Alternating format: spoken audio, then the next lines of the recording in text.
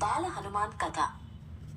హన్విక 7, రియాన్ష్ 5 మరియు పసిపాప నిధు 1. ముగ్గురు తోబుట్టువులు. రాత్రి అయ్యింది. వారు పడుకోవడానికి సిద్ధమవుతున్నారు.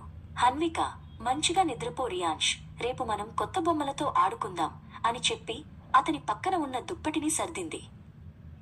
నిధు అప్పటికే తన చిన్న ఉయ్యాలలో శాంతంగా నిద్రిస్తోంది. హన్విక మెల్లిగా నిధు నుదుటిపై ముద్దు పెట్టి లైటు ఆర్పేసి తన మంచంలో పడుకుంది. గది అంతా నిశ్శబ్దంగా ఉంది.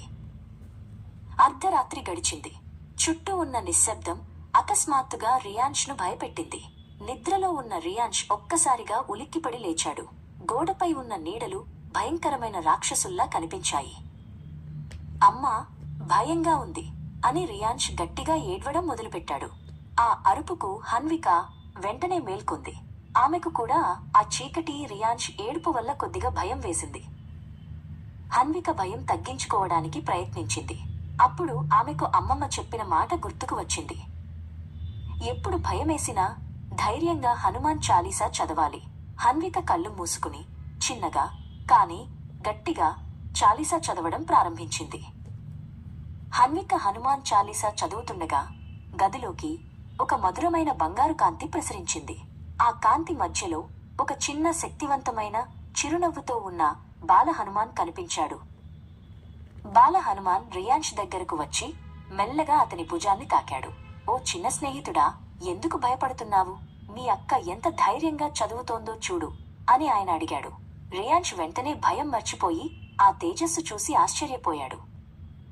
నేను ఇక్కడ ఉన్నప్పుడు భయపడవలసిన అవసరం లేదు అని బాల హనుమాన్ నవ్వుతూ అన్నాడు. ఆయన చిన్నగా మంచమంచున కూర్చుని హన్వికతో, రియాన్ష్తో పకపకా నవ్వించే విధంగా గుసగుసలాడి చిన్న ఆట ఆడాడు.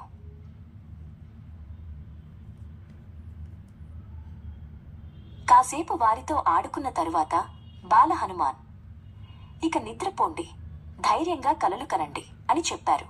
ఆయన వారిద్దరికీ దుప్పట్లు సరిచేసి వారికి శాంతమైన ఆశీర్వాదమిచ్చి మెల్లిగా అదృశ్యమయ్యారు.